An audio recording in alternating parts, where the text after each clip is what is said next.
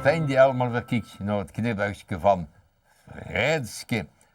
De opwarming van de aarde. Het wordt allemaal warmer. Daar wil je het eens over hebben. Dit is een heel groot probleem. En de politiek, de dikbewakers, natuurkundigen en andere geleerden, ja, die bestuderen alles.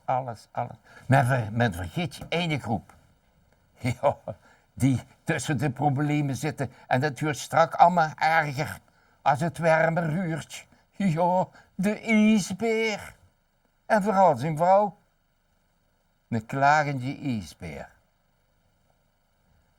De opwarming van de aardbol is een groot probleem. Zeggen er meer dan de geleerden. Wil je weten wem? Staatshoofden, de VN, natuurkundigen en nog veel meer gaan juist wie de dikbewakers gesubsidieerd te kier. Met vee, zegt de beer, mannelijke ijsberen stonden eenzielig te klagen, omdat we alle kusten van ons vrouwlie moeten dragen. Die loesertje vroeger goed en worden content en braaf. Maar nu willen ze allemaal van er een dikke bontjas af. Ons vrouwlie zat er de volgende dwingende ijs in het Noordpoolgezetje.